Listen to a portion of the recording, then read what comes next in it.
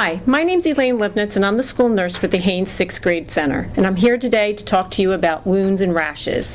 First, we're going to talk about wounds, and there are many different types of wounds. Simple cuts, scratches, burns, blisters, abrasions, like when you skin your elbow or your knee, and then there's deeper wounds, ones that are surgically repaired, maybe with sutures or glue. During the school day, it's important for your child to protect your child from picking up unwanted germs and to protect the other students, for them to keep any open or draining wounds covered while in school. Even abrasions on the elbows and the knees that are exposed and not covered by clothing, even if they're dry and healing, you may want to cover those, because sometimes just banging them on the desk and touching other things causes them to break open. And obviously, any student playing a sport must have healing wounds covered to prevent the spread of bodily fluids. When you should seek medical advice, any wound that is deep or gaping open, that should be checked by a physician. It may need sutures or glue. If the wound has any kind of drainage, thick yellow, white, green, or any color, it should be seen. Any redness or swelling around the wound, and if a wound has the surrounding area is red and hot to the touch, that should be also followed up with. Any wound that has a foul smell, and if you note a red line or streak extending from the wound, say if they were injured on the arm and it went up that way, that should be seen by the doctor. Let's talk about rashes. It is difficult to always know why we have a rash or what has caused it.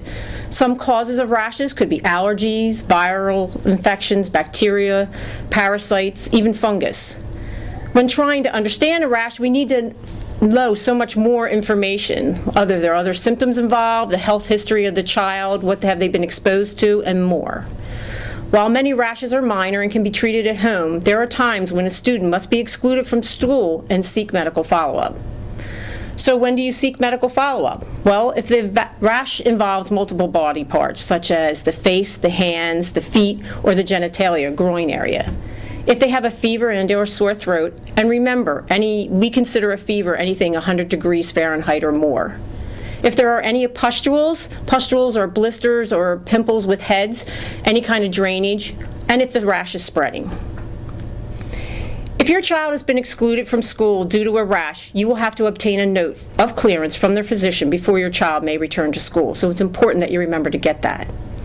Some things you can do to prevent a rash. As with most skin conditions, it's important to tell your children not to share clothing, towels, or personal equipment. When you have wet clothing, remove it as soon as possible. Daily bathing and showering using soap and drying the skin well. Regular washing of the clothes that they're wearing. They should not be wearing sports uniforms that they've sweated in one day and wear them again the next without washing in between, if you want to decrease the chance for infections. And if your skin is dry, apply a moisturizer. The moisturizer keeps the skin from cracking open and being open to more infections. And as always, if you have any questions, please call your school nurse. Thank you.